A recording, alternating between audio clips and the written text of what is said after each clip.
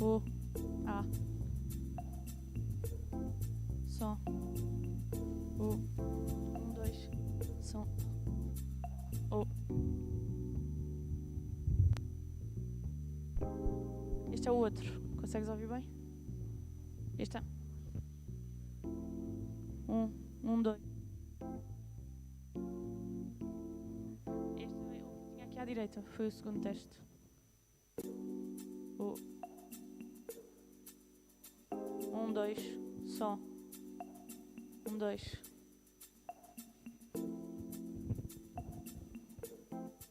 Queres experimentar com o outro? 1, 2, só. Está mais baixo. Yeah.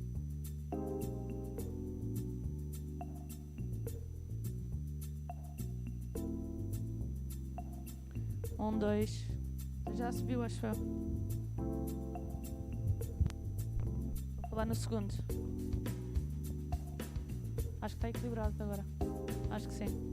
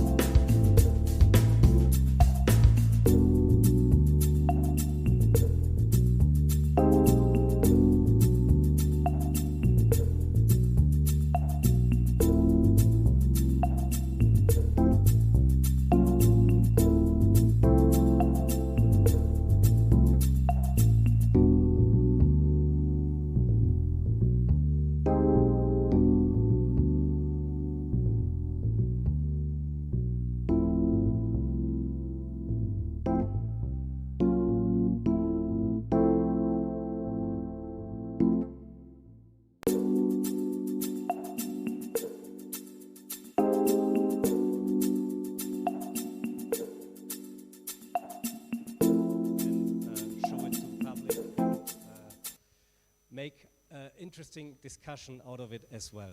So the day is divided in 3 parts. The first part now is we will talk about the BASEPOINT project, which is the motive of this meeting, and we will present some results and present the idea behind it.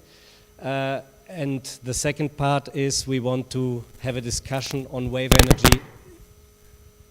energy in general, which is a bit of a challenging topic, and I was hoping exactly by having a small group, but people who know what they're talking about, and to have something written down then for the past and to pass it on to people. We have also DGPM, the Directorate for General for Maritime Policies, Vaško Menč here. He will participate in the panel of wave energy financing. And so DGPM has been financing our project. That's the main reason why we're all here today. And in the third part, we wanted to make a transition to how this all could be useful, and also how the for ports, and how ports could be useful for the wave energy in particular, but also the renewable energy in general. In the context of the Green Port initiative, the ports have been given a huge challenge lately by policy, and wave energy is obviously one component that could contribute to future developments, and we thought we wanted to take the chance. We are in Sines in an extraordinarily well-suited port for certain activities, and we wanted to join some people from ports, which unfortunately has not worked. We don't have the port of Leixões and the port of Aveiro could not come physically, so both the ports of Aveiro and Valencia will be later per video conference in the discussion. So I would now pass to Tiago Santos, the director of Sines Tecnopolo, who is our host and the organizers of this event. Tiago, thanks. Thank you. So, hello everybody, just welcome you. I have my appointments here, just not get lost in time. So, good morning, my name is Tiago Santos. I'm the executive director of Sines Tecnopolo, and I welcome to Sines Tecnopolo into this workshop on the ocean wave energy, where the latest developments in the field will be presented. It is a great pleasure to us to dynamize and promote this workshop together with Into-C and teamwork. Thank you to these companies. Sines Tecnopolo has closely followed the development of BASEPOINT project, part of development in our facilities, that will now be prepared for the last steps for development on sea. Yeah? Sines Tecnopolo has been developing and investing in projects related to the blue economy for several years, considering it a key sector for the region and for the country, believing that entrepreneurship in this field should continue to be supported. We currently have several projects under development to aim to boost innovation and entrepreneurship in the region, focused on training and on the increase of the competitiveness of existing companies and the creation of new companies, new ones. We also promoted a project to internationalize the nautical station of Alentejo that intends to increase international tourism income, creating international notoriety and visibility to the Alentejo brand. On a cross-border level, we are also identifying challenge opportunities and networks that promote the specialization of the cross-border territory in terms of blue economy. We also are integrated in 4 projects of the Recovery and Resilience Plan of Portugal that aims to recover the blue sector economy in the country. This is a little point just to put Sines Tecnopolo on the blue economy sector. Once again, and just for close, welcome, and I hope you enjoy the day.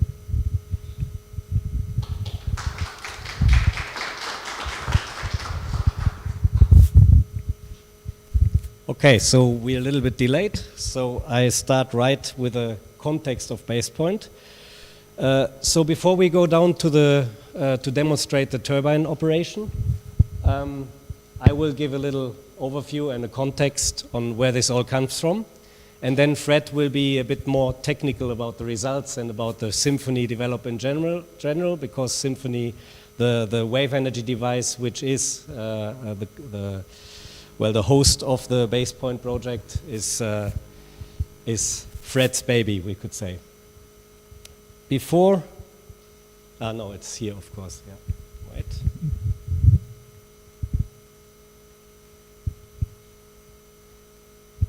Doesn't work? Yeah. Before getting into anything else, I would like to remind something that we often forget. So wave energy has been, talked about more or less over the years, and some people think it's the future, some people don't give it a cent.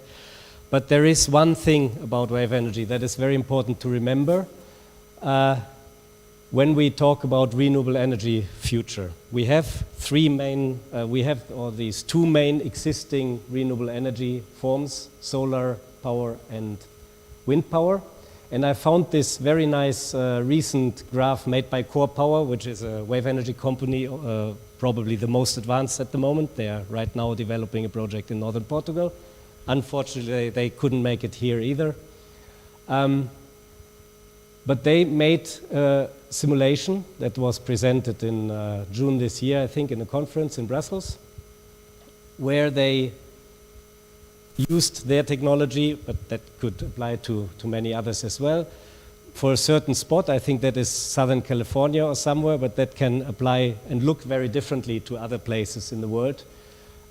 In any case, you can see how wave energy availability and wind energy availability are not directly correlated. So in many cases, wave energy can very well compensate and contribute to wind and also to solar energy. And if you have a renewable energy mix, then you will probably have much less storage requirements. So wave energy as itself has its reason to be, and it's sometimes not a competition of different energies and which one is cheapest. We just have to get this one as cheap as others, and that's the challenge. In the early 2000s, and that's where my career started and several others here as well, I came here to Portugal to work with António Samento. He's also here to create WAVEC. And in this time, there was, we could call it a high noon of wave energy. There was a big hype. There was wave energy was seen as the future, and there were many different concepts developed. We will not have time to go into that. There are some reasons why this didn't work out, and one of them is the market. It's that prototypes are very expensive, and if you don't have a stable, immediate market then to sell a product, then the company will earlier or later not be able to continue. That happened in this period, and mainly there was one project in northern Portugal that most of us know, I think, that failed, but that also had financial issues. And after that, I think wave energy became a little bit of a credibility issue. Wind energy and offshore wind started to shooting higher and higher, so wave energy has been taken not so serious anymore. So one of these technology types, we call it the submerged pressure differential device, so that's the AWS and also the Symphony. That was the invention of Fred, who is here and who will take the next talk. It basically works by the pressure difference created by the waves, and it can resonate with the waves, and then the energy is converted into electricity. Now, all of us in the Into-C and Teamwork team, we have been there at that time. Miguel Prado, who's here as well with me, we've been part of the team, of the testing team, with this large device that Teamwork at the time built to be submerged in 2004. It was a very impressive structure. It was 40 meters long, or 48 I think even, and 28 meters wide, 30 meters high, the tower. And it worked, and it proved the concept, but obviously with lots of issues. And it was obviously also extremely expensive. So At the time, the company was sold, or the IP was sold to a British company, to AWS Ocean Limited, who are now also formally the owners of these photos, obviously, and they continue the development. And Fred, meanwhile, started to develop the symphony. So why is it important to look at the size, and why is it important to look at the way that the wave energy converter converts energy? So the wave energy as such is more complex, you could say, or not as straightforward to grasp like solar or wind energy, because there's two variables. There's the wave height, but also the period. And if you have a device that you can adjust to the period that resonates, then you can be very efficient. That's, in a nutshell, the reason why many of us believe that point absorbers, these are the devices that can be relatively small, but they can adjust, they can adapt to the wave period so that they convert a relatively high amount of energy compared to their size. That's why many of us believe that point absorbers are the best way to go, because you have a future vision of having low material and high power compared to that. But it is also, there's actually just there's the missing part in the presentation. But the thing is, it's not so easy to get this tuning done. So, and you can only adjust to a certain part of the whole wave spectrum.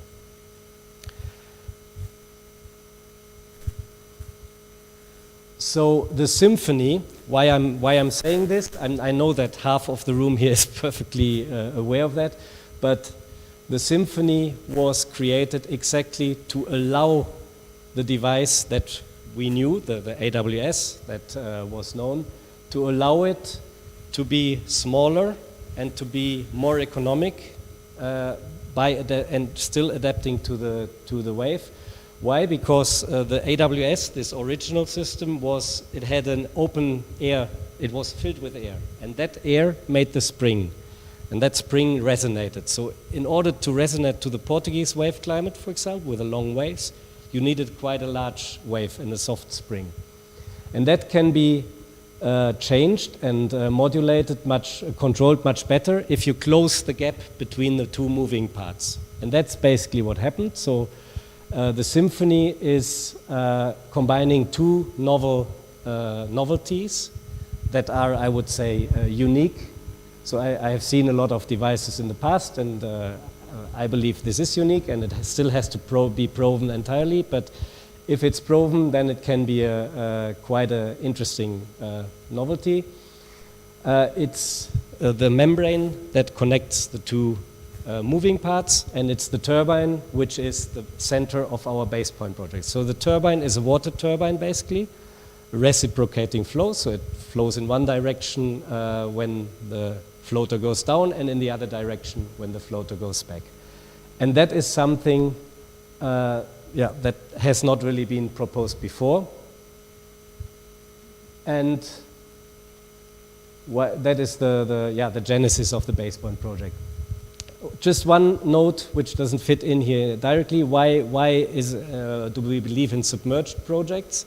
So the symphony is fully submerged, and it has, in our opinion, several other advantages. But you need, due to the submergence, you need to have this membrane seal. That is the main reason why you have to go this way. This is something Fred will also go to, just a little visualization of the function. So you have the upper part of the device that is pushed down by the waves, and it pushes water through the turbine into a tank that is filled with air, and by being filled more with the water, it also builds up pressure. So it works like a spring. And then when the device goes up, when the floater goes up again, the water flows into the other direction. So it's a pretty simple system, actually. No, that's now again in the... That's the...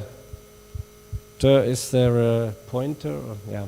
So you see here the turbine that was built, so we did not build the turbine in this project. The BASEPOINT project was only about testing it, because it was built in a wet feed project, which was a Horizon 2020 research project led by WAVEC Offshore Renewables, and where Teamwork was also partner. It was about groundbreaking components for wave energy, and the groundbreaking component for the Symphony device was this turbine, which was after the project then delivered to our project. The phase one, the first activity in the project was to get the turbine here to Portugal. Then the test bench was designed, the one that we will see later on. It's a temporary test bench, obviously, just to test this turbine. And we made some quasi-static flow tests, so to characterize the turbine, because it was on the drawing board, it was built, but we didn't really know if it works or not. And after this first test phase, the decision was taken to, you can see a little bit how it worked with lots of bubbles there, so there had to be some adjustments. There's lots of air entrained in the water flow, and it's this kind of issues that you then look at and that you try to improve. Then the turbine was modified, it was sent back to Holland. It was modified, and the whole test configuration was modified. Fred will explain in his talk more detailed what exactly was done there, but basically we stepped one more step to make it a dynamic test bench that was not originally foreseen. So the turbine was tested in almost realistic flow conditions, how it would be expected in the real operation. And we are now right in the middle of the very last test phase before the turbine is shipped back to Holland, to then be tested further within the ENCORE project, which is the other project co-organizing this event. And we could say that all the objectives that we had in the BASEPOINT project are met. We demonstrated that it works in principle. We found some critical benchmarks for the design. We also obtained a more, that is not directly related to the turbine, but we obtained a more detailed design for the whole power takeoff. The risks could be minimized by using such a turbine, and that is something we had a little bit more difficulty with. We could say it's an ongoing process to attract regional or national partners and investors. Knowing about the early stage, knowing about how difficult it is to finance this kind of project, we were perfectly aware that it's not an easy job. But Fred has, meanwhile, Teamwork has, we could say, arranged a pretty interesting situation back in the Netherlands. So the entire idea of the BASEPOINT project was, of course, to continue the project later on in Portugal. But right now, the situation is that in Netherlands, it looks like there's a very dynamic situation, and the project can find an immediate continuation there. And we hope that earlier or later we can find an attractive situation here to continue again the Portuguese activities, including in the sea testing, because the sea here is different and quite interesting. So the next steps, right now we have to evaluate the last round that we are still testing this week. We have to do the reporting, obviously. We ship the turbine to Holland, and we want to tighten the connections with Teamwork to further make the next steps here in Portugal. And now I pass over to Fred for the more technical results.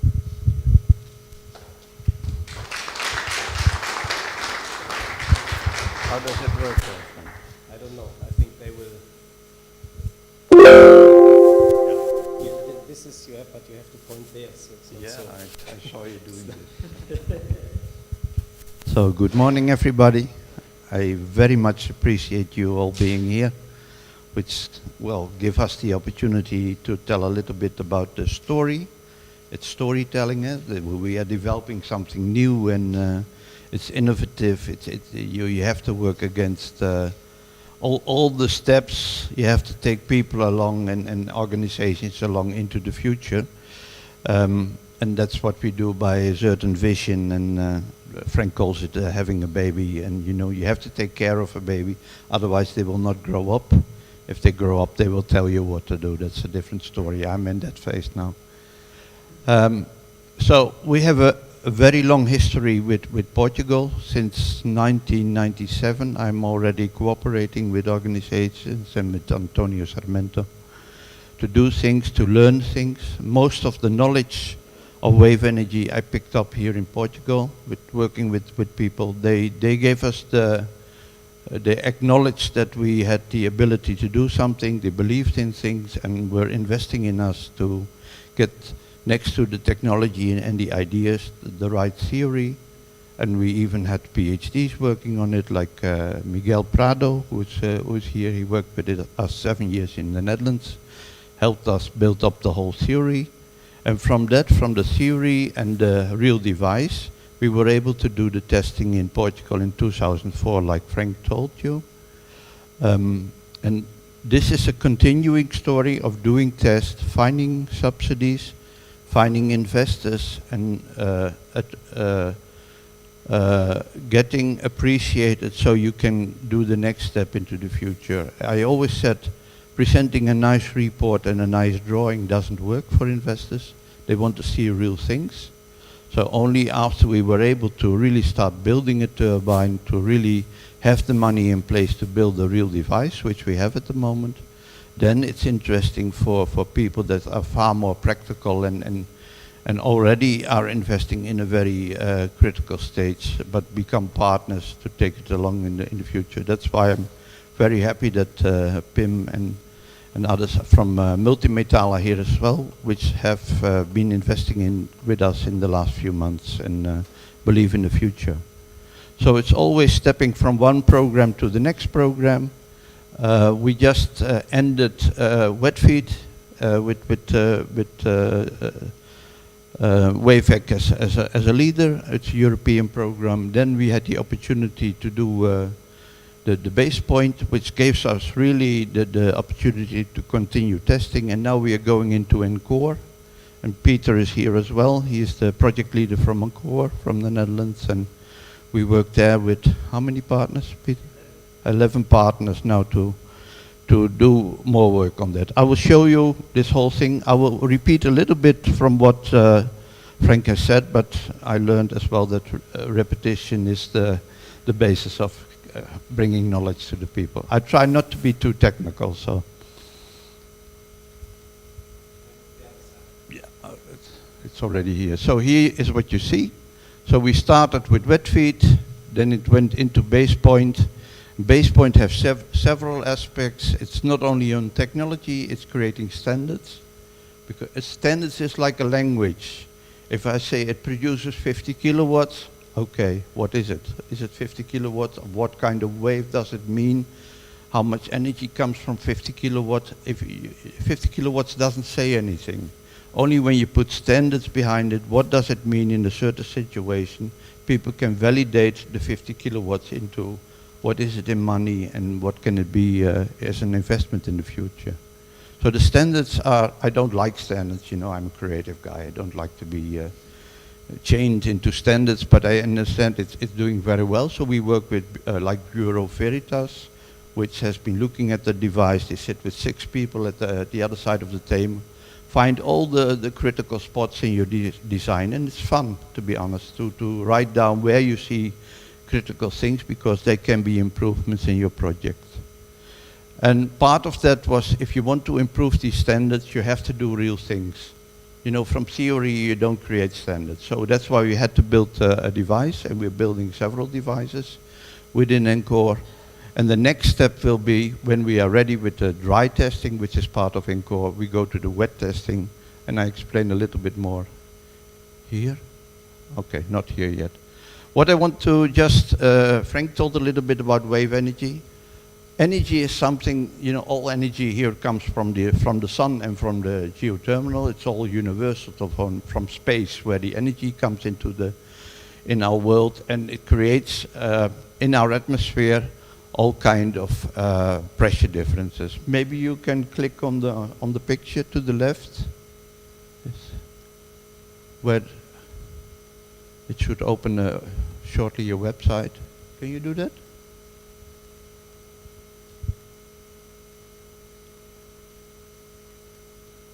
Doesn't work. Yeah, no. Well, no. Okay. What I want to show is the website Earth Null School. You really should take. Yeah, here it is. This is actually what's happening at this moment in the world, and it only shows a small part of the world now. But you can see that somewhere below Iceland and Canada there is a kind of a depression. This creates waves. What you see now is waves, and some of these waves move around the world. The last week we had beautiful waves here in Portugal. They were really 20-second waves. 20-second waves means that they have traveled for thousands of kilometers before they came here, and the surfers love it. If they are careful enough. Where are you? with the lake. So, but it shows as well, it gives you the feeling that this atmosphere is a huge dynamic system where the sunlight plays its role, creates wind creates waves. And from waves, if we can go back to the presentation.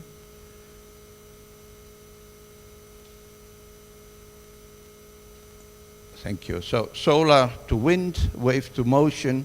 So it's really a chain where you make energy translate even more into other things. We can create electricity from waves. We can create hydrogen from electricity. We can create all kind of chemicals and fluids from hydrogen, and then we can create plastics again. And these are all perfect for replacing the carbon industry.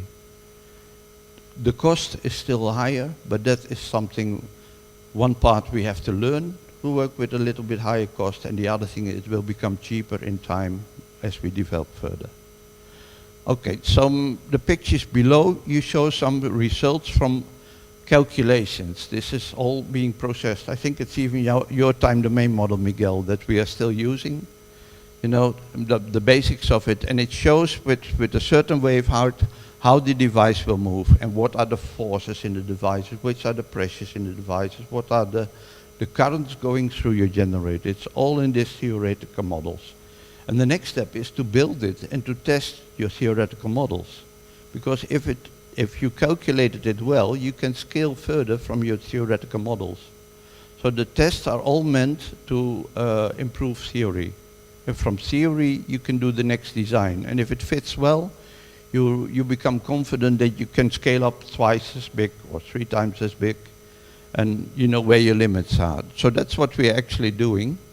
I made this small presentation on the right. It shows a little bit how it works. You know, when the wave goes up, like now, pressure increases and it pushes it down. And you see 2 roll membranes within the hull, and they work as a pump, and they pressure the fluid to the inside, where you see this chamber changing from color, from light, from very high pressure, it's red, and then low pressure. Because what happens, it interacts. This pressure pushes back through the water into the membrane and acts like a spring. So if you push it down, the pressure in the pressure chamber pushes it up again. Well, since we have this flow from this membrane going to the spring, we thought let's put a turbine in between there and extract the energy. Because we want, and that's what Francisco will explain us, is if for generators, you like to have a little bit higher speed between the moving part and the fixed part. And in a generator, we can create this high speed on the magnets which are in there. So that's what we did here. Am I? Okay. This is a very short movie, about 3.5 minutes. I will just leave you to watch it, and then many aspects from the movie will come back in the next slide. So just, can you start the movie?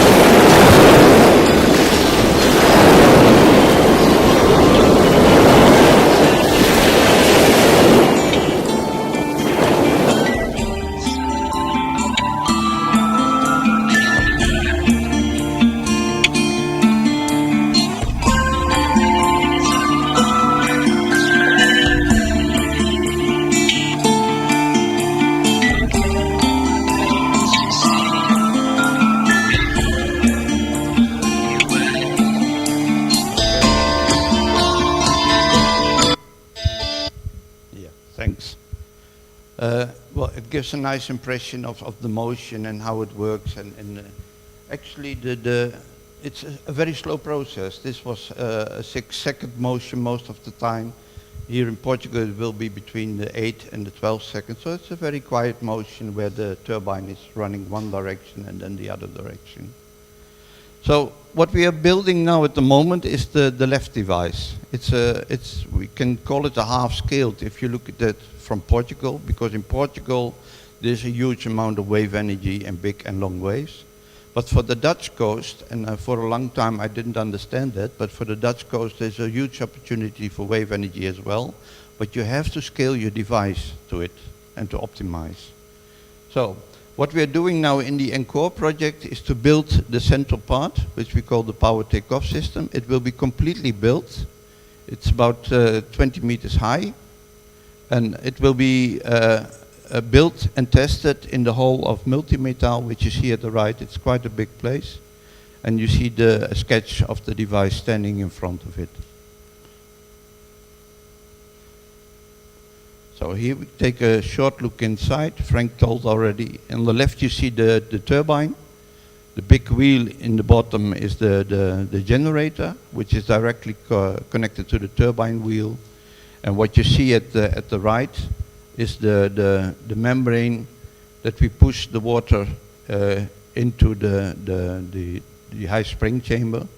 For the real good observers, they will see that the membrane is upside down now, from what I showed in the beginning, because that's one of the changes we made. And why did we make this change? Is that the whole central tube is just one diameter tube now. And in the beginning we had different components being flanged together. If you put 30 bars inside, you need huge flanges and huge bolts. You only find that out if you start building this device, designing the device. And then you thought, if you make it one standard pipe, which is cheaper, and just weld it, you don't need any bolts, and it becomes much more cheap. And that's the way things will become cheaper and cheaper in time, just by building things, meeting the complexity, and improving on the complexity. So we will see the real thing, which is, but then I hope you will recognize components from this drawing. You see the whole floater can move up and down. If it's really down, it can clamp itself. There's a kind of clamp construction. Why? Because we run up to 9 meters of waves here in Portugal. In the Netherlands, about 7 meters, which is a sea state of 4.5 in Portugal and 3.5 in the Netherlands. And above there is not much energy, but there is huge power.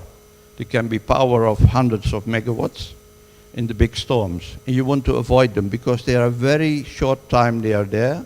If you have to build your system to get that kind of level, it will be far too expensive. So it's better to switch off for 5% of the time and bring it in a safe position. And being submerged, we have an ideal way of doing that. We just lower it 4 meters and we clamp it, and the forces on the whole construction are lower than in operational stage. So it's a cheap way to survive, or you could say it the other way around. You can build the device cheaper than putting it on the surface, because it really has to withstand the big forces of storms if you put it on the surface. We hope to gain some extra points there. Okay. Yes. Oh, now we go to fast. Ah, thank you.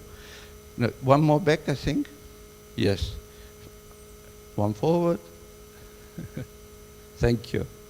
Well, this is what Frank told. We started, how long was it ago, Frank? 2 years ago. 2.5, that we thought let's just pump water from the green tank you see at the top right, in and out, and then test the device. And then we find out you really have to pressurize the whole system. So what we did, we made it a closed system. The other one was an open loop system, was in contact with air, the surface. So we bought 2 tanks and we rebuilt the whole test setup, and then we tested again. And now we are doing that in this way.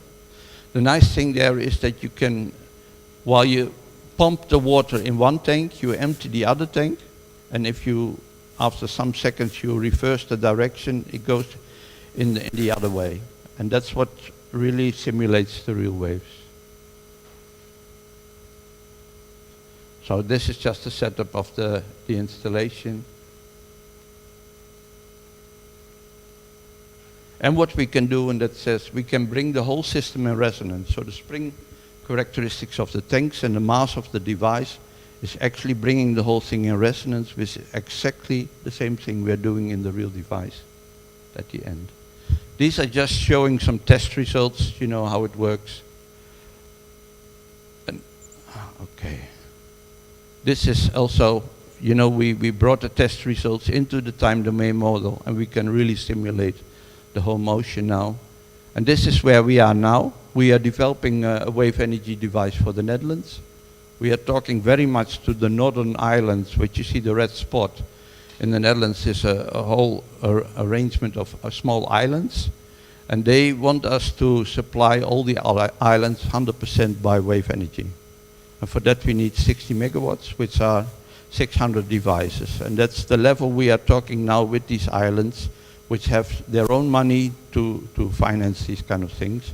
Of course, we will not build 600 at once, but we will start with the first wet test, and then we want to have a first array, and then continue building if everything works out fine. So that's the array until 2026, but in the meantime, we will start designing the big device. But we would like to see when we start building the arrays that we have sales already. So the arrays will be part of the sales. We have a running business then. We create income in the business, and then the second market will be the big market in Portugal. And we projected it to be here in 2007 with big devices. But it's all a question of money and capacity. If we can speed up this by extra budget, I wouldn't mind starting developing here in Portugal as well.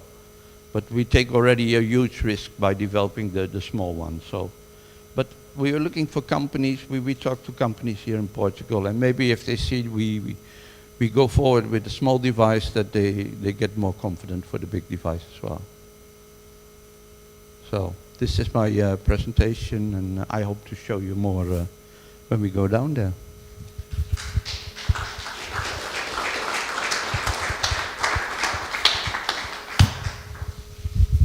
We're now going down to the hall to see the turbine, and then directly we blend into the coffee break. So it's kind of handy that we.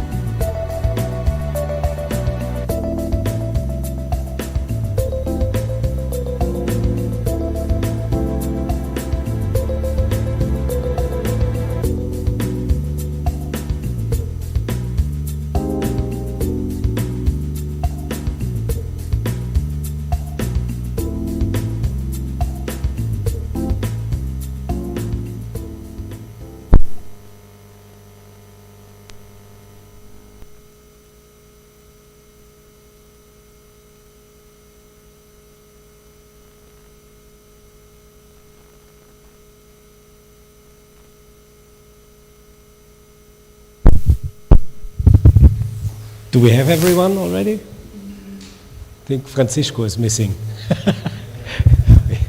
Okay, so this second part, the idea is now, or was a, well, I hope it works like I wanted. I had the wish to use this project meeting, this final project meeting, to have a series on an open discussion on the difficulty of finding means to develop what has to be developed. And it would not make sense to discuss that without seeing also the experience of others. So we will first have Francisco Garcia from Wedge Global, you will see it, who have made a very impressive path of development over the last 8 years. And then we have José Varandas from Quimaner, who work with oscillating water columns, which is especially interesting for ports. But due to the timing issues, I have asked José to split his talk into two, so he will talk about the company development in general, and then the more specific port-related issues in the second part and after the lunch. I would also ask everyone, or let everyone know, we have lunch prepared at the same place where we were for coffee break, at the turbine. So after this session, we will all have lunch together down there. So, Francisco. Thank you.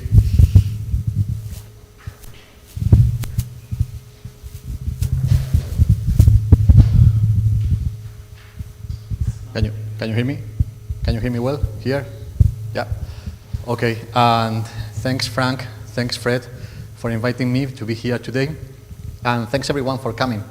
And I think that this is the first face-to-face conference for the last, I don't know, since 2019, maybe? I'm not sure, but it's a good feeling. And then, I'm here presenting Wedge Global, and Frank asked me to present something, I don't know exactly what, then I decided to invent my presentation. Open for discussion, open for questions. My idea here is to present our trajectory. This is our track record since 2005 until today. And let me go into detail, and in case you cannot see from there, please raise your hands and we can go into detail. Is this okay? The Zoom, yeah?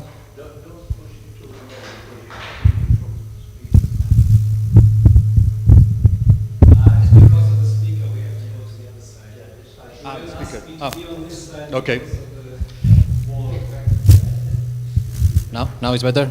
Yeah, okay. Then, starting from 2005, and we started with an idea.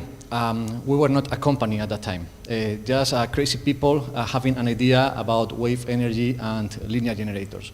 And we started getting some funds, R&D funds at that time, in order to develop the idea, prototyping, and so on. Finally, we got two sources of funds, one from CEDETI, Innovation Agency in Spain, and the second one from CEDETI, CDTI.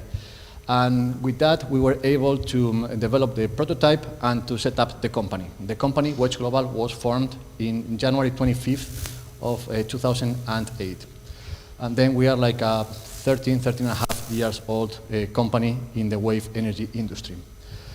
And the result from this preliminary stage was this prototype.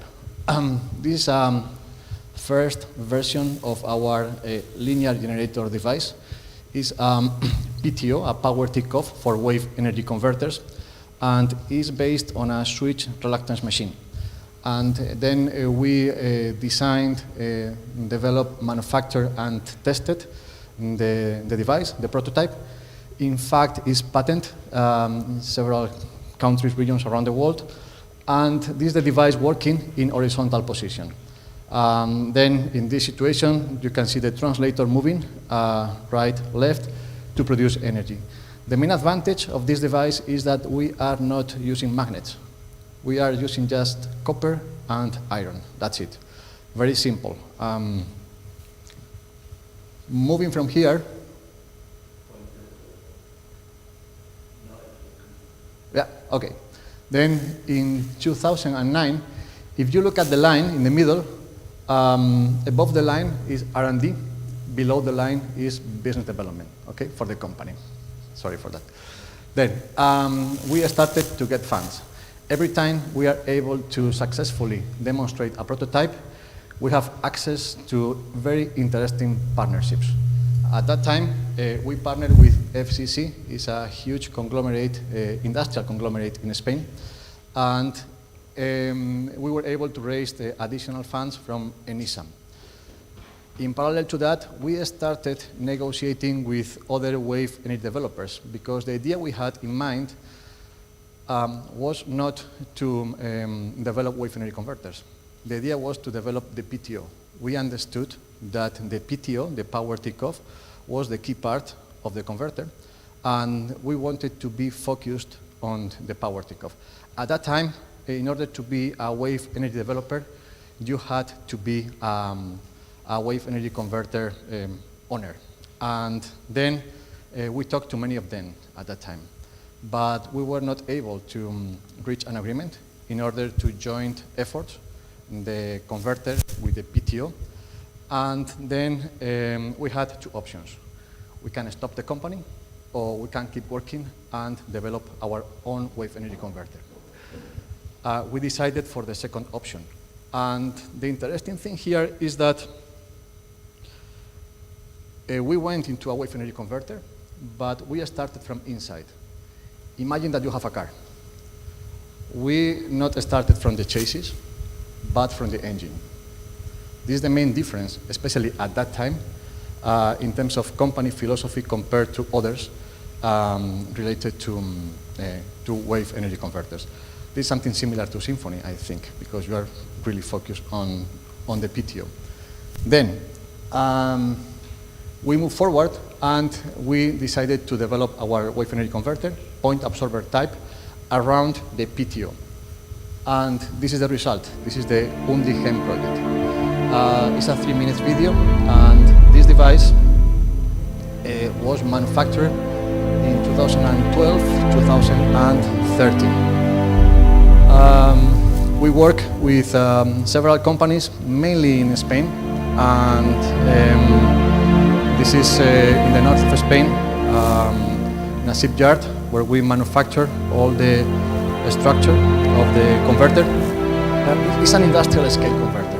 It's a 200 kilowatt converter, able to supply electricity, if it were commercial, to 100 homes per year. Okay, the consumption of 100 homes per year.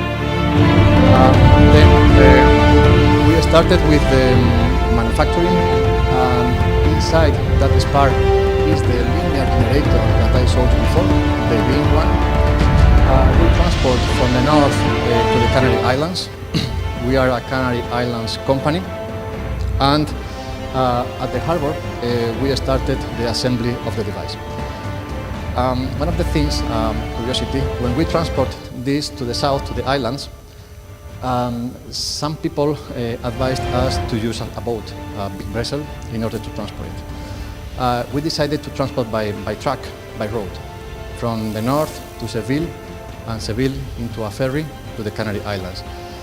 And the only reason, although more expensive than using a vessel, is that in that way we were able to control the system, the machine, the equipment, because no one was going to manipulate the machine in the way. If we use a vessel, you have to go to the port with a truck, then a crane into a boat, then the boat to the island, to the port, then another crane, another truck, and in that process we were assuming risk. Then we decided to go for our own transport with trucks from beginning to end. This is January 15th, 2014, the deployment of the device at Las Palmas Harbor. Las Palmas Harbor has something unique. A few ports in the world have that, is that you have like 25 meters depth at the wall of the harbor. Then you can put in vertical position and you can work on the device, because the draft we have is roughly 2021. It's floating device, but long draft. Then the black part is below the water, the yellow part is above the water, floating. And then we were able to adjust, install additional auxiliary systems, proof control systems, and just to check that everything was working before towing the device offshore to Plocan test site.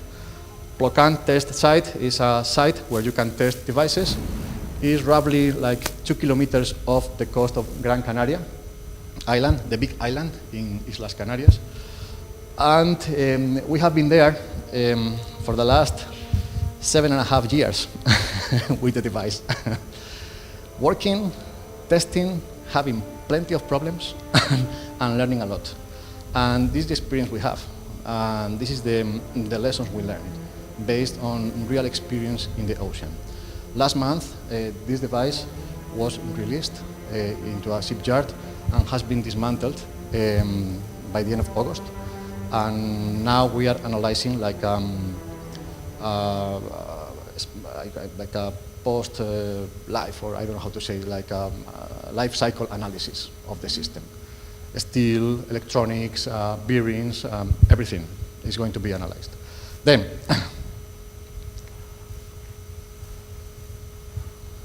third course of Wedge Global degree, okay?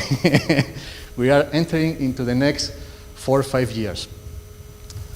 After that, with this deployment, we were able to enter into commercial activities.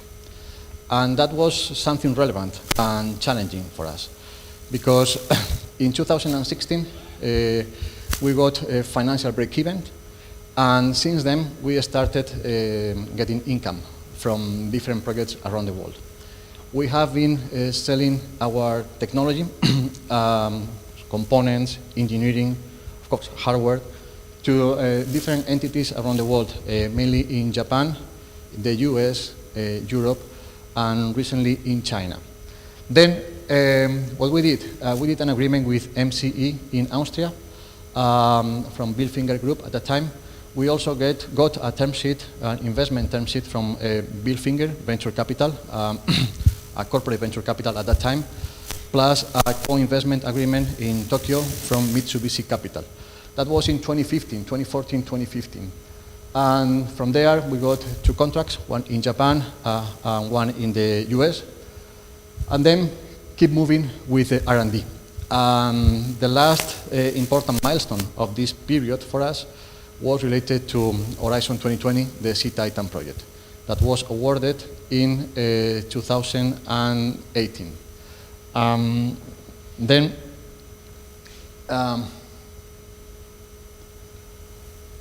This is the experience we have from deploying the system and working with the system.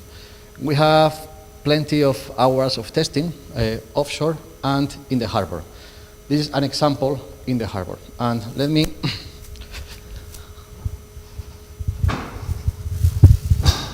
if this is the device, the wave energy converter, below the water, above the water, and what we have inside is the linear generator machine that is able to transform the mechanical movement of the waves, of the float, into electricity.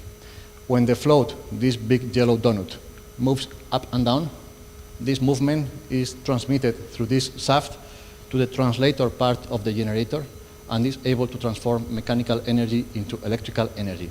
We call a direct drive PTO, power takeoff, because we don't use any kind of gearboxes or intermediate steps. That's the magic thing we have, or we think that we have to contribute to wave energy industry. Then, in this case, this is at the harbor. You can see, you can see the device close to the wall of the harbor. And that day, we had a very special waves inside the harbor. It was a big storm outside, and inside we had like 4.5 seconds period waves, and between 0.5 to 0.8 meters high. And we were able to reach peaks working with resonant conditions up to 26, 27 kilowatts. Offshore, we have been able to produce power up to 125 kilowatts, but it's significant to see how a wave energy converter can harness electricity from small waves, because the majority of the waves around the world are small. And this is something really, really interesting. Then, fourth course for Wedge Global, Then we started, we keep working with different developments, R&D, and related to business development, we started working in China and in Norway. In fact, we were listed in August 2019 in China Technology Exchange. It's an exchange for technology companies. After 2 years process, we got the approval, and just after the pandemic came. Okay, then everything is on hold, but we are there. And then we'll see. And then we were accepted to an accelerator in Norway. It's called Floma, very close to between Stavanger and Bergen, all the oil and gas industries related. And during this period, we conclude our Sea Titan project. And this is what I want to show you here.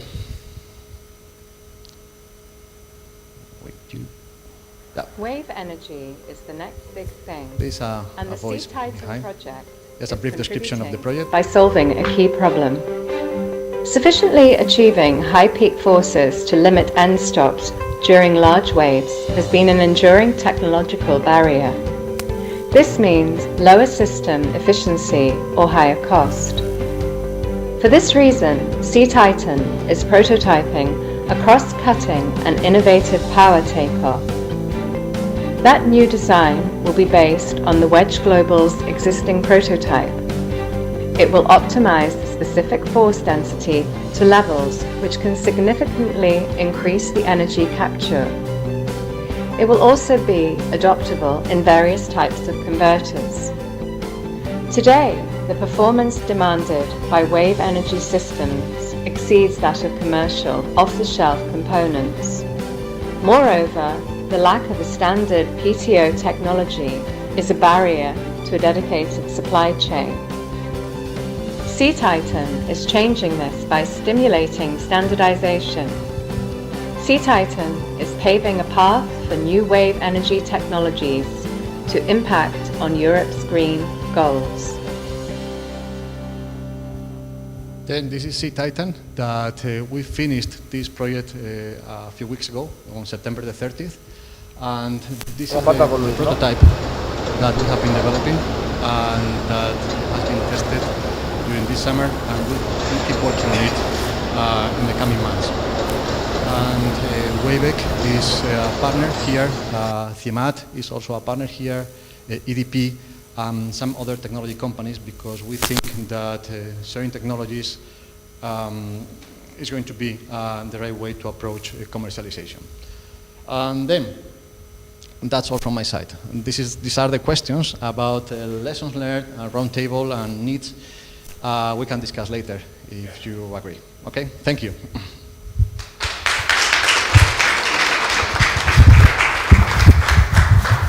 Okay, so we have a quick introduction of Kimaner from José Varandas.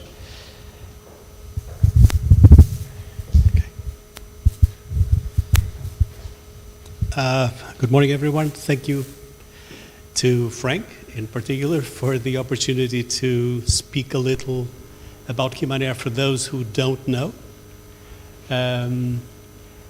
As Frank started by saying, we have the presentation is a single one, but for time reasons, it's going to be split. The bit that we are going to see now is a brief introduction of what we have been doing and what we are actually.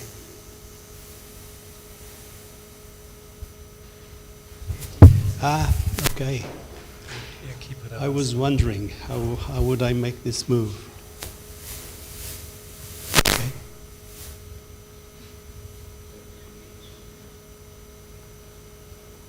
Is this the one? Or is it just this one. Oh, I see. Thank you. Good. So Kimaner was created originally in 2005 and is still, to date, one of the very few, I don't risk saying the only one, but one of the very few companies that only devotes its activity to develop wave energy solutions.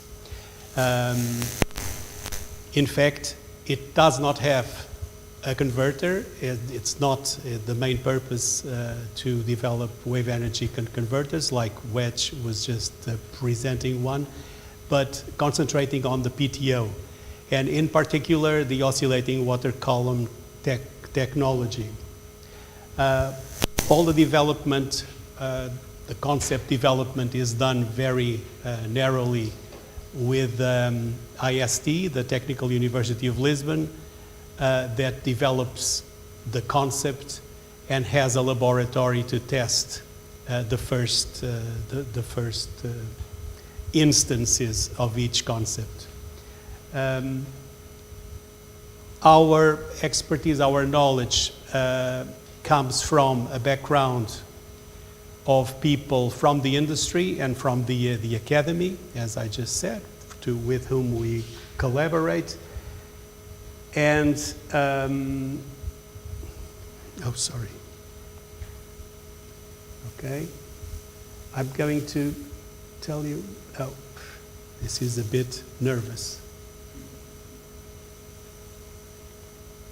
Okay. What do we do? Basically, we project manage all of the initiatives. We do the mechanical design from concept and the detailed design, the dimensioning, the manufacturing and the assembly follow-up, quality control. We have developed a supply chain with the various expertises that we identified that were needed to make a system, to bring a system into the water. Commissioning and testing, and operation and maintenance. Operation and maintenance, we have done this in a single instance, which was the Pico plant. We have not done this after that. So talking about some wave energy projects that we have been involved in. Okay, good. Between 2008 and 2010, the rehabilitation, especially the mechanical rehabilitation of the system that was in operation in the Pico plant. Wells turbine dated from 1990 something. Very much in need of attention, very, very much. It was not operating, simply. So this is when, after the refurbishment, we made, for a few years, we supported the operation. After that, we built basically an engineering, procurement, and construction project of an impulse turbine that was tested in Galway Bay in Ireland as part of the FP7, the Chorus project. It was an interesting work. I mean, fortunately, all of our projects have been successful, which is quite something. Fortunate, I would say. Even though they, for example, this one, it did not prove that we had an industrial concept. It just proved that we could put a turbine in the water, it could generate energy, but it was not even near close to an industrializable concept. It was very, very much research, pure research, and proof of concept. Oops.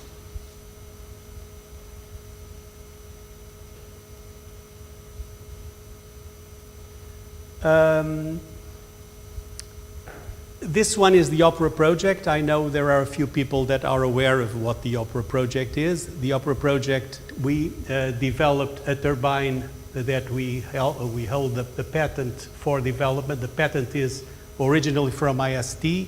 It's a biradial turbine. How is it said?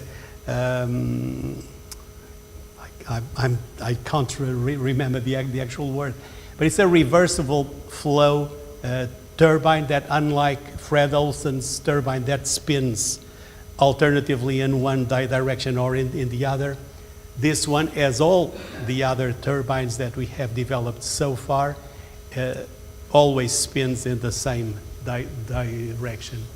This is a new concept, very performant. In the field of the air turbines, it's probably the most performant that we have ever heard of. We were very interested in demonstrating in a stepwise approach, testing it in the laboratory, testing the real turbine, not a model. So we built the turbine, dry tested it, then wet tested it in the Butrico plant, and then offshore in this device that you see here. And we were interested in demonstrating that there was a step from the Wells turbine, which is probably the better known air turbine available, the simplest one, in fact, cheap to build, very, very good, very easy to get it at a very low cost. So that's probably one of the real reasons why it's so popular. But we could demonstrate that the average efficiency of the biradial turbine in comparison with the Wells had an uplift of over 55%. In fact, it's much more, because the people who are aware of this, if you measure it as the area beneath the curves, the area beneath the red curve is like 4 times. So this gives you the amount of energy that it can actually produce. So again, we were happy. The offshore tests were not without problems. Everybody that is related with real devices knows that nothing comes easy. The good part of this story is that both Kimaner and Ocean Tech at that time really made sure that any single little problem or bigger problem was dealt by and solved immediately. So both our company's readiness to be there and move on and solve it and move on, be able to give the opportunity to as many hours of testing as we possibly could, was done, and it was a good result. Next to this project, Kimaner was invited to, well, it was an international bid, so Kimaner won the supply contract for a new turbine. This one is a unidirectional air turbine. So the wave energy converter from Bombora Wave Power has a system that allows flow in a single direction. This is very good for the efficiency, of course, because if we're looking at a very good efficiency of the previous turbine, around 63, 64%, here we are looking at 85, so it's completely different.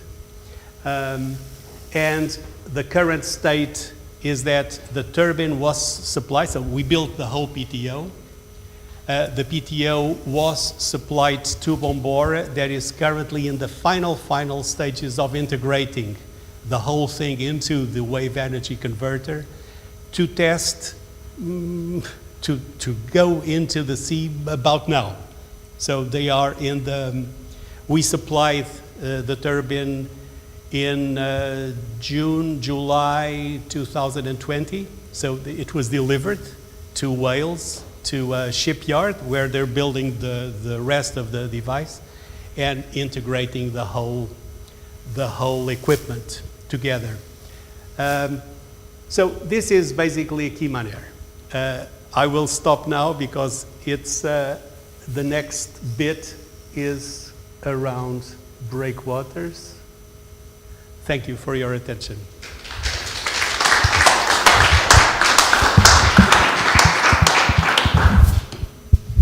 Okay, thanks, José. Now to get the transition to the round table, we are running a little bit out of time, actually. We have Vasco Mendes from DGPM, and he will quickly present the Portuguese. Take your time. But the situation in Portugal for the funding and the planned strategy for the sea, which is already published. And then we will ask the people for the round table.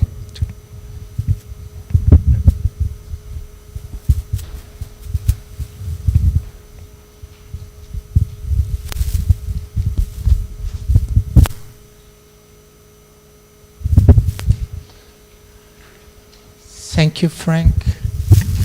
Thank you for inviting the GPM. Oops. Thank you.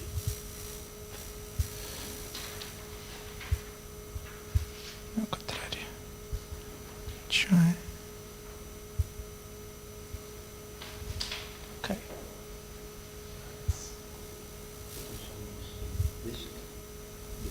The disc? The disc, and then at the right side. Yeah? Oops. Sorry. Oops. Yeah. I will make 3 keynotes. First of all, the Portuguese blue economy. I will give you a snapshot. Secondly, the national ocean strategy. And finally, the most important, I think, the funding. So I will start by give you a brief, quick official data about the ocean economy in Portugal. So the blue economy in Portugal represents about 5% of GDP and exports and 4% of the jobs, and have 3.6% of R&D. So these are the main numbers of the Portuguese economy, about roughly 5% of GDP and exports. The major sectors are tourism, fisheries. These 4 sectors represent about 90% of the GVA, gross value added, from the Portuguese economy, and tourism is the principal sector, the major sector. So we in Portugal since 26 established a strategy, and with these numbers we will try the double transition, the climate and the digital transition, with this new strategy published in May. So the inspiration is the Green Deal and the Sustainable Development Goals. These are the 2 major international strategies that was the inspiration for our strategy. We have, of course, the Sustainable Ocean Economy, the Integrated Maritime Policy from the EU, and the Blue Growth from the EU also. And, oops, it's that way. The vision for our strategy is to promote a healthy ocean as the only means to leverage a sustainable blue development, the Portuguese well-being, and to consolidate Portugal as a global leader in the ocean governance, support, and scientific knowledge. So we see health, ocean, and scientific knowledge. These are the 2 crucial points from our strategy. And the 2 of 10. So we have 10 strategic goals. They are, They are 10, and one of them is the decarbonation, renewable energy, and energy autonomy. This is one of the 10. We also have 13 top priority intervention areas, such as The 7, renewable ocean energy. So we are focused in decarbonation and the double transition, the digital and the climate transition with the renewable ocean strategy, energies, sorry. Also, there are coastal management, non-living resources, tourism, of course, bioeconomy, but renewable ocean energy is a key point for us. So, how are we gonna implement it? This strategy? We have 34 targets, and one of the targets, I'm sorry, I made a mistake, is to ensure, as you see, 370 megawatts of installed capacity to generate energy from ocean.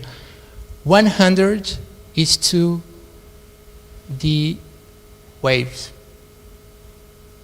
So this is from the national plan, national climate and energy plan. So it's one of the parts, but it came from the national climate and energy plan, just like the other member states of the EU. We have an action plan with 185 actions. It's a roadmap to the implementation, and it will be revised every 4 years and will be monitored and evaluated, of course. So how can we fund the strategy, the energy, and the science, the innovation? I focus major in energy because of our event. Well, we in Portugal have we defined why we funded projects. Because we promote jobs and growth. It's complementary with different schemes, and is designed to support innovative projects in blue economy. It's our concern to fund it, jobs, growth, and innovative projects. Now we have Mar 2020, Fundo Azul, EA grants that is supported by Iceland, Liechtenstein, and Norway, and also Portugal 2020. But it's not the future. The future will have other schemes of finance. But for Portugal, one of the most important is Fundo Azul. Why is that? Because only depends of the Ministry of the Sea. It doesn't depend of the European authorities. Of course, the Finance Ministry have also a strong hand, but strategically, the Ministry of the Sea define the major areas, just like entrepreneurship, maritime security, R&D, and marine protection and monitoring. We established in last year a partnership with IFID and created the Portugal Blue, 85 million to venture capital. So it's not the normal funding, it's to innovative with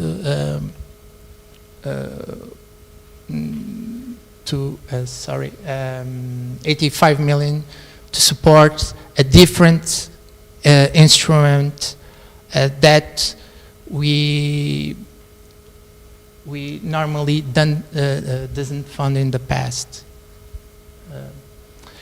The future is Horizon Europe. A lot of the project that seems here was financed. We have in Horizon Europe at least one partnership for blue growth and missions starfish. these two type of instruments are two instruments that supports blue economy as well as energy. So if you want to fund it, you have the partnership of blue economy and the Starfish mission. Also the InvestEU and Innovation Fund, that is the successor of NER 300, supported such as ADP, the wind float. LIFE, Clean Energy Transition Subprogram, and of course the INTERREG Europe. At Portugal, at the national level, we have the PRR, the MRR mechanism for resilience that have an agendas, economic agendas, and for economy and also for research. So you can apply. And in the near future, maybe next year, we will have Portugal 2030. So how can you go and seek for finance? You have in Europe an engine, you can go and research at the EU. And in Portugal, we have to pay PRR, MRR, the Portugal, let's see, you have, oh, okay, sorry, we have two websites to give you, give you a few quick, to see the calls where you can finance. If, sorry. Oops. So this is a lot of information, and we at the DGPM have an help desk that can help you. If you go to our website, you can fill a form and you give you some information about funding. You can call us by phone and maybe, as Frank, make a meeting and fund the projects like BASEPOINT. And we are available for any kind of project to be funded. This is our contact. If you'd like, just call us.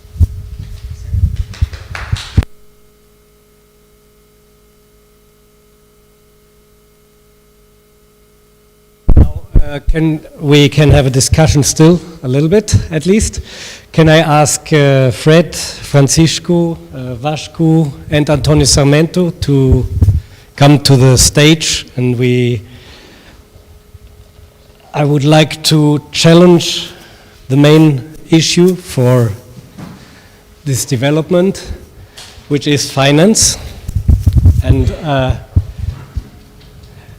maybe you could put my, I would like to see my... Esta outra os slides, aqueles que...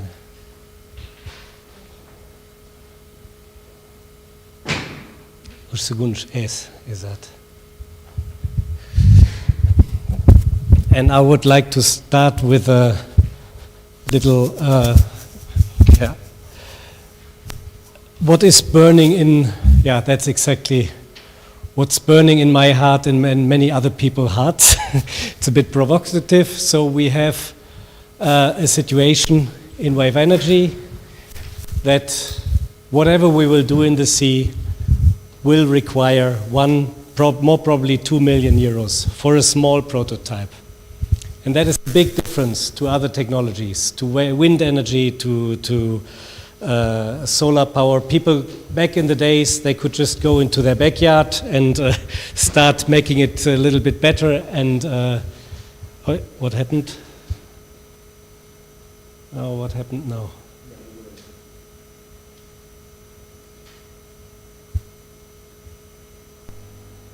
Where is this? That's it. And in wave energy, you can really only have confidence in your system if you go to the sea and you test it. The smallest thing that goes wrong, Francisco knows that, can easily cost you everything, and we all know this. And it is very difficult to attract equity or other private capital for percentages of 20 to 30%.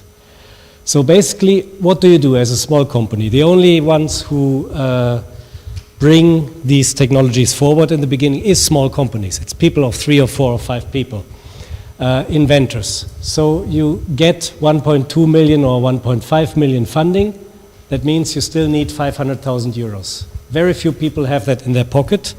And if you go to the stock market, or if you go to some, I don't know, if you go to sell this to somebody, probably 3 years later you will have a big problem. And you might sell something that is not very serious. So as the most experienced among all of us and who has seen most projects passing by, Antonio Sarmento, maybe you would like to comment on how you see this situation. Do you see it also as an issue, or do you think that this is a way that the technology can easily be brought forward with this typical funding type that we have today? There is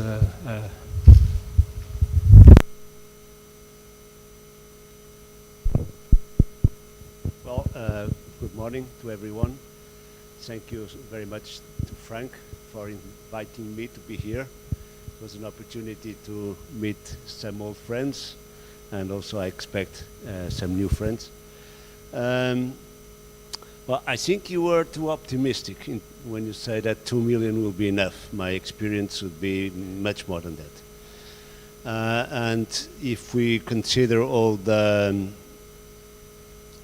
effort that you need to do to attain, say, maybe TRL 8, I think we are talking about a few tens of millions, 50 to 100 million euros. That would be my expectation for you to complete the cycle. So it is indeed a lot of money. And the fact that you can only be partially funded is it's a very, very big problem. And you should add also the present times. And the present times is that you have a lot of competition from wind energy and also from solar. And the main problem there is, of course, that this deviates the attracts or the interests of investors. They get the same with much less risk. So I think the situation is difficult because of that, and also because of the size of the devices. We are talking here about small devices, a few hundred kilowatts, and presently offshore industry is dealing or will be dealing with 15 megawatt turbines. That means 50 devices, 50 wave energy devices to get to the same level of power. So I think the challenge is very big. I don't think we should be or feel defeated by that, but I think we should understand the level of the challenge. And I believe that we should be creative in several ways.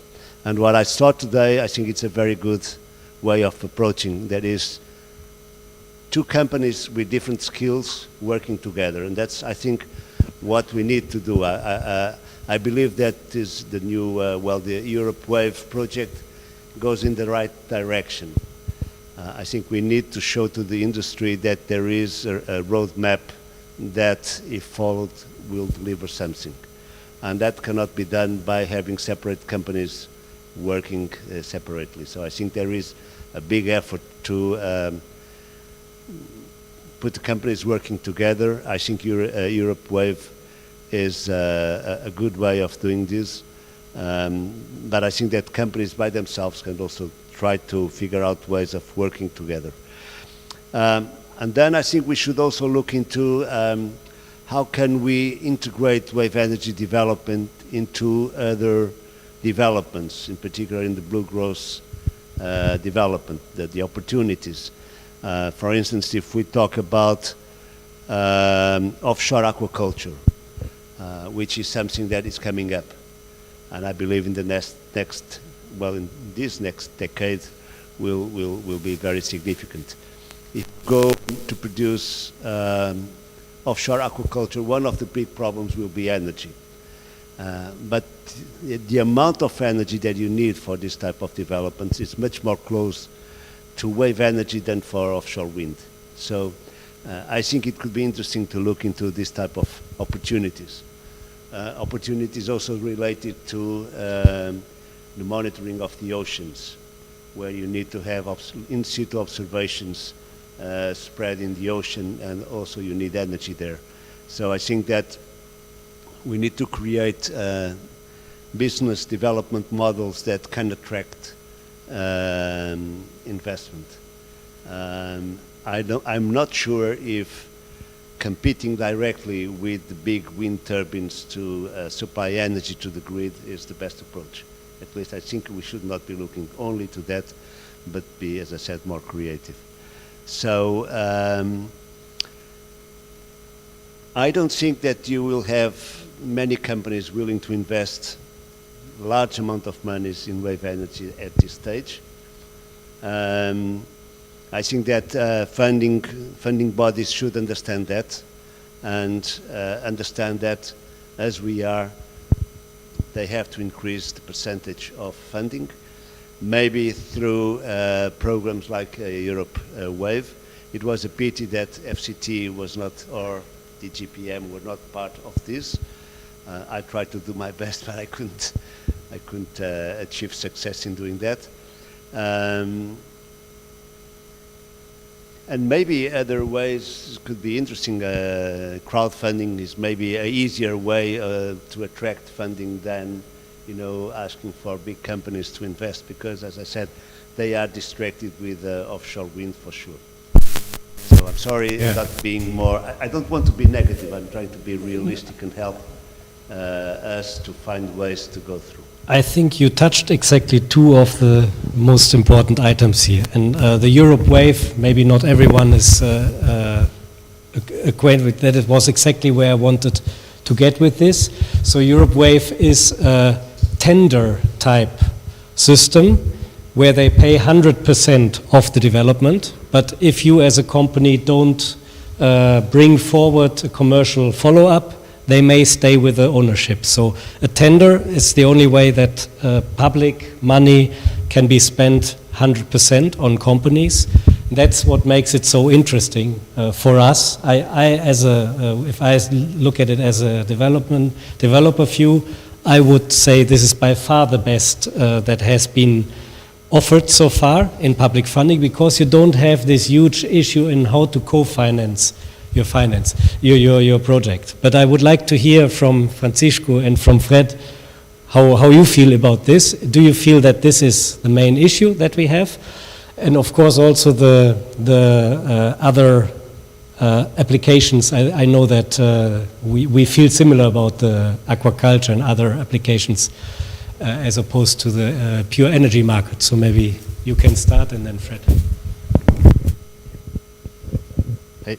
Hello. Yeah. Then, and I fully agree. And when we discuss about these topics, we always talk about utility scale, and we usually say that wave energy is not a utility scale business. It's the way we talk internally, and what it means, something very related to what Antonio's explained before. And we think that one of the main challenges and problems that we are facing now is because of the approach we had in the last 2 decades about wave energy. All of us, or the majority of us, have been looking at wave energy for a utility company. Produce energy, big amount, wave energy farms, in order to be part of the mix of a utility company. And we think that we should be able to evolve and to think of different cases. And there are several reasons, but one of the most important one is the explanation that Antonio said about wind turbine is 14, 15 megawatts now. In order to reach that level with wave energy converters, you need dozens of them. And with the associated risk and OPEX in the system. I don't see wave energy competing with wind. I don't see wave energy competing with solar PV this decade. I would like to, but I think that is not realistic. And then, in order to get financing, there are, in our case, the way we work well is when you are able to combine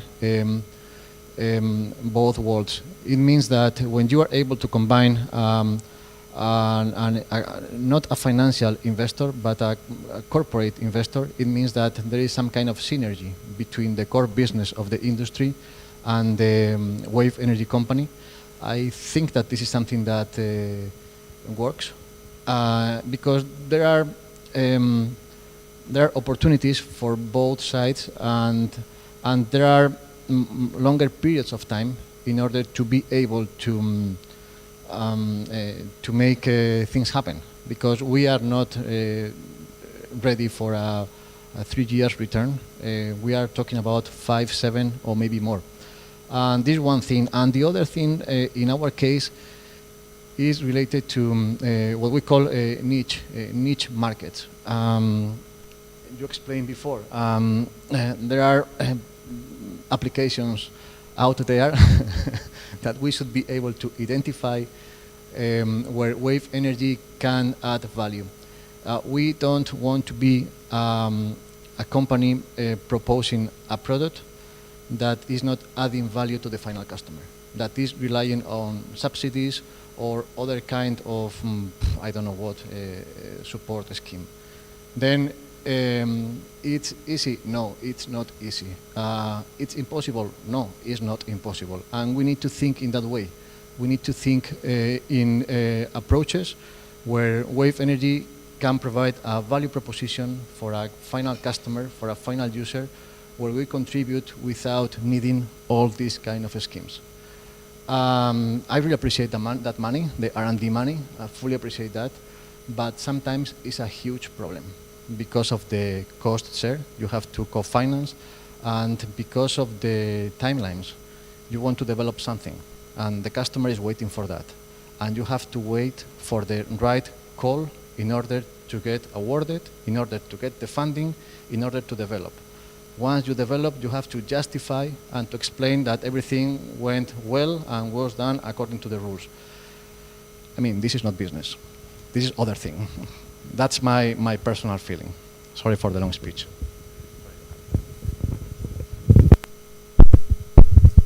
Well, I'm maybe a little bit less pessimistic.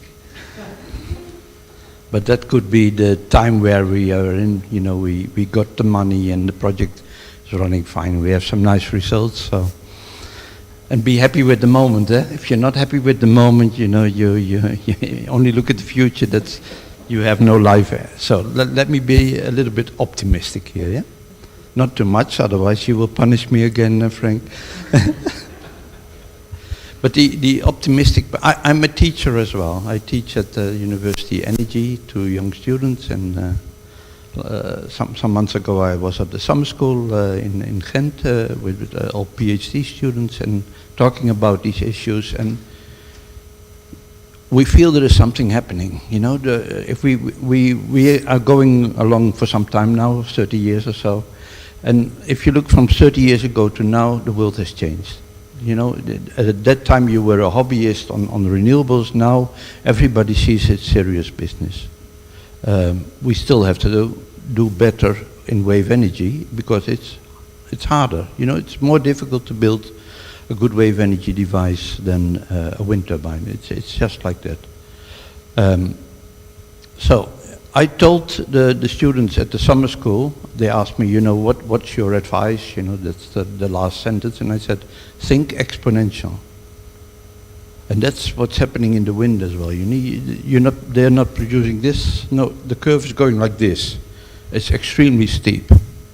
But if I still make a business plan and say, you know, this is a multi-billion industry and you have to invest, and if you say multi-billion, they think about hundreds of millions to invest, and nobody wants to invest hundreds of millions in this stage. So the second thing is the first is think exponential. The second one, think in steps.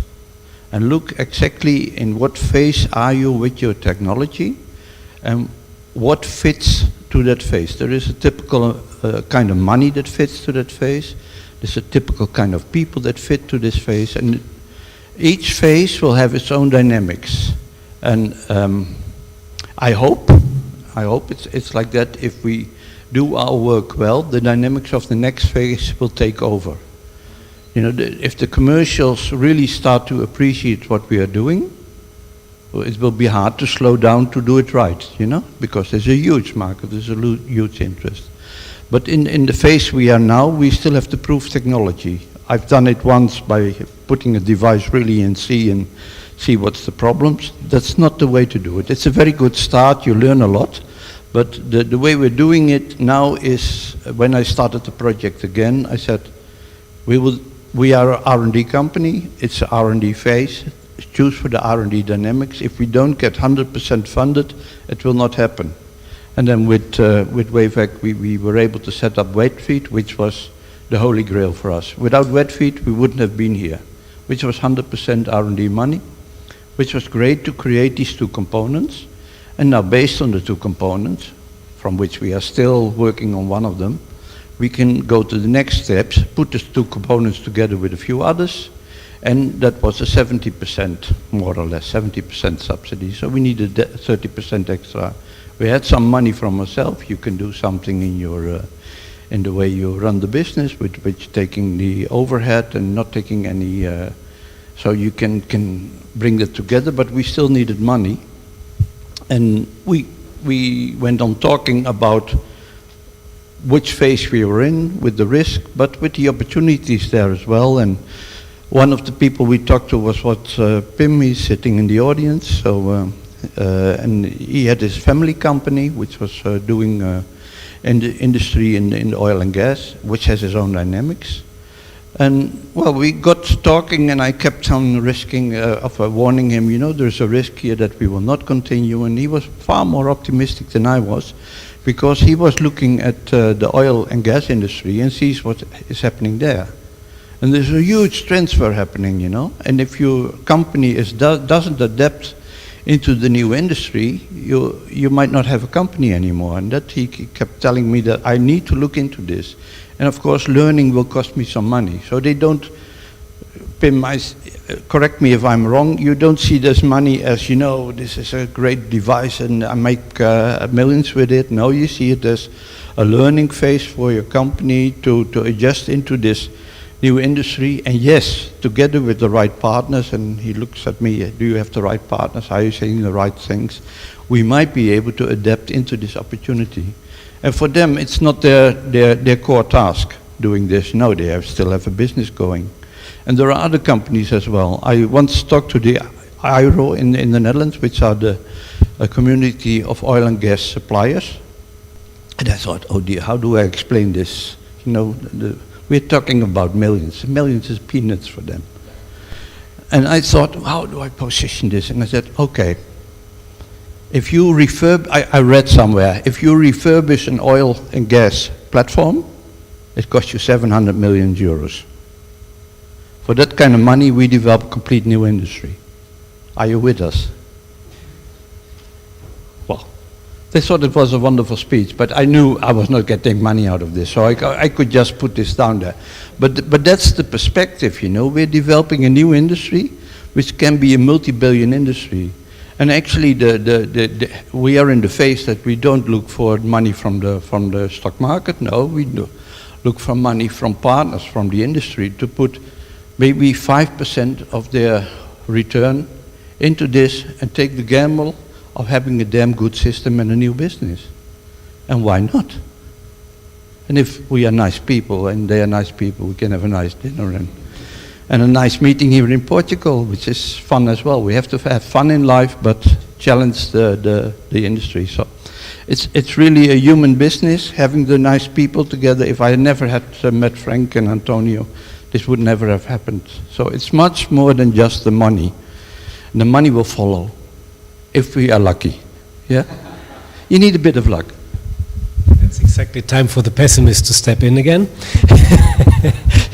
So, Vasco Mensch, I would like to challenge you to comment on do you see as a representative of a financing institute in this case, do you see any way how to perhaps in future be able to offer something like the Europe Wave tender, even in a smaller scale? Because I think this is clearly the match funding, as we call it, is clearly indicated as one of the main issues. It can be overcome, like Francisco says, with very creative and good, successful search for corporate partners, which in case of FRED for now has worked for this phase. But for a large prototype, if you for a small array demonstration where you already need, I totally agree with Antonio Sarmento that 2 million is a very small prototype, and it's only the building of the prototype. It's not the whole R&D and the path of the company until then, but it's step by step. So if we need a 10 million project, for example, if you could imagine that in the landscape that you know, that there are ways that the public can pay for 100% of the costs as in the having as a security that the IP will get to the public hand in case things go wrong or things go not so, because there is the state aid rules. We know that there cannot be higher costs than 70%. Yes, exactly. But there are ways, like the Europe Wave tender, where 100% can be paid, given some guarantees by the contracts. And it would be interesting to hear from you if you feel that this is something perceivable for a country like Portugal to participate in future, perhaps, or if that is out of the question. The state aid rules is a problem. It's not a Portuguese problem. It's a problem from Spain, Norway. I know Norway is not one of the EU members, but the state aid rules apply for them. So the procurement tender is kind of a procurement, public procurement. So, but then the state is a player. And it doesn't seem to me that the EU that Portugal can start to be a player. But it's my personal, not as a member of the public. And we have a problem of money. From the zoo have 10 million. So 10 million is nothing per year. So with 85 millions, we start a new kind of instrument with the Portugal Blue.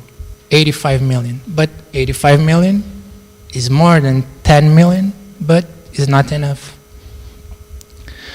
We can, as at the public R&D, we can fund R&D, yes, from 100% the complete project until maybe 50, half of the project. Public authorities, state aid rules is that. I don't have any unicorn. Generally, public authorities doesn't finance unicorns. I didn't see FEDSI public funding. But if you look at wind float, we see R&D by European authorities and public authorities. And we see the price. And that's, in Portugal, we subsidize the price. And it seems, I'm not from the energy department, so I can make, and the National Climate and Energy Plan is from the energy department.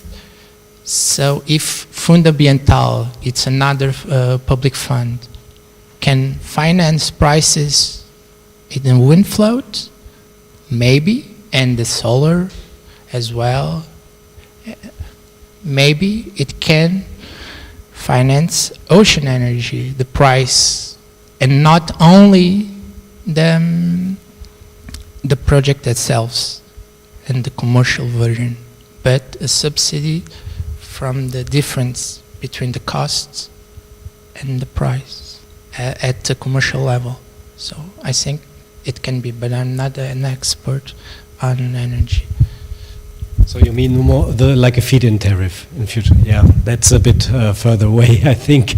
But Antonio Sarmento, you have been involved in the Europe wave. Maybe you could very quickly explain how a country like Portugal could participate or could have participated.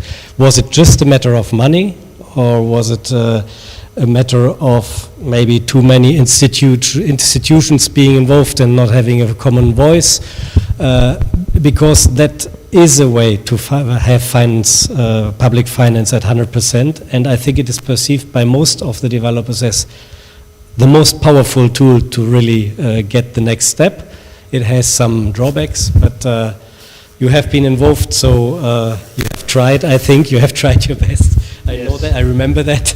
I was there at the time, and maybe we could close this round by somehow having a perspective, and if there is future possibilities, where we should knock the doors, who we should challenge, and what could be done. Well, I will answer to that, but before, let me just say something in favor of when I say that we need to find for other businesses and other uses of wave energy and be creative. I think we should understand what I'm going to say. Maybe it's not the solution, but just to give you an example. We are now discussing a lot having hydrogen produced via offshore wind. And hydrogen means that you need to have special equipment, namely possibly the equipment to produce fresh water to use on the electrolyzers, etc. So maybe to some extent at least, I think that you need to have a kind of minimum energy production level, because some of this equipment cannot be shut down. So is there an opportunity for wave energy there? I mean, can you say if I have 10% of this wind farm, 10% of this energy produced by waves, I'm guaranteeing that I don't have to shut down equipment that otherwise could be damaged, or at least with an increased maintenance because of this problem. So what I'm saying here is that we need to be creative and understanding what are the use of wave energy because of its characteristics, which are basically two: very stable, and then other, which is maybe not so positive, which is a much lower level of power of energy production. But we should understand where is this valuable, and therefore we need to understand that there are other opportunities apart from competing directly in massive energy production. Now, getting back to your question, I think that the major problem with the Portuguese authorities, and I think that there were three with whom I spoke, the GPM, the Innovation Agency, and FCT, was basically the following one. They thought that it would be very difficult to justify that Portuguese money would be potentially spent supporting foreign companies. That was their main difficulty. And I think that was what blocked the decision. Of course, when you do this pre-commercial procurement process, one of the things that you have to guarantee is that any company, at least in Europe, may apply to the call, and therefore you cannot guarantee that Portuguese money will be not spent for a Spanish company or a Dutch company. Of course, what I try to tell them is Of course, this is a problem that is everybody's facing this problem. So it's, but I think this was the main reason why the public national bodies were not ready to step in. Okay, so we can conclude that it's unlikely to have an improvement in the financing, in this co-financing issue. So the wave energy developers would have to focus on staying small steps, making it a little bit slower. Yeah. The regulation change, maybe will, if at the hydrogen project, if you just establish 5%, an obligation of 5% of wave energy, it's a change, just regulation. So you have to lobby for that. Sorry for understanding. Yeah, that's another point. We could spread ourselves into 3 parts, not only project management and getting money, and but also lobbying. But you're right, of course, everyone has to fight for their grounds, and obviously that is... You have an obligation of 5%, imagine in hydrogen, is something. Yep. But strictly financing speaking, so I think we could conclude that we must be lucky and good to find corporate investors who are able and willing to cover this gap, because otherwise development cannot take place in a focused way. Because you will always spread yourself and spend more time getting money for covering the public funds to do something. So, yeah, sorry. So we are trying. We are trying. Portugal Blue is another instrument. So we are trying to see the gap and to give you money. But it's not easy. It's very process, with lots of bureaucracy. So maybe in the end of the 2030, maybe we have easier instruments, public easy. Don't get me wrong. I think 80% like for the BASEPOINT project is a very good finance, right? We are not complaining about that. No. But the next step. Yes. The problem is it's a structural problem, and I think the financing agencies should be aware that a certain sector has certain difficulties, because otherwise maybe it doesn't make sense to have 70-60% financed projects, because people will still try to get them, but they will not get anywhere with it, and they will not follow the time path that is required. So the idea of this roundtable was mainly to find, okay, what are the options? Can there maybe be... But we are trying to just look at Horizon Europe and to establish in Portugal a parallel. So you have a project approved in Horizon Europe, maybe at the Portugal level, the funds like Fundo Ambiental or Fundo Azul maybe can fund the rest of the stages. But ANI, FCT, DGPM, COMPET, these are a lot of entities, and if they couldn't get at the table, it's difficult. Sorry, I'm not. Yeah, that's true. That I think has been felt. Yeah, Fred, you want to say something? Well, I don't understand everything at the moment and how it works, but no, I'm a technician, you know. But for me, I just think, you know, we're now having this dry test. Next phase will be the wet test. If we would like to come to Portugal, you know, we will bring the money, so you don't have to give it to us. We will do the co-finance. But because let's be honest, we're celebrating something nice. You know, we're finishing a nice project, what we have done here with the help of the money, and now it's a bit a pity that the technology now goes back to the Netherlands. So we want to come back. You know, we want to do this together. I've been doing this for 25 years already together with Portugal. But we brought more money than we took, to be honest. You know, so we should change that, you know. I understand, but we don't have money. No. But I think if we cooperate in that, and because the big things we cannot put in the Netherlands. Facilities. Yes, you have facility, you have knowledge, you know. Without the knowledge from IST, we never have done it. So this cooperation seems to be fruitful. Yeah. Instruments. So we go away for a few months, but we start thinking already about the next step. Rabbits. Yeah. And we just make Frank write the next proposal and do it. That's the way to do it, isn't it, Frank? Another meeting. Exactly. Okay. Yes, exactly.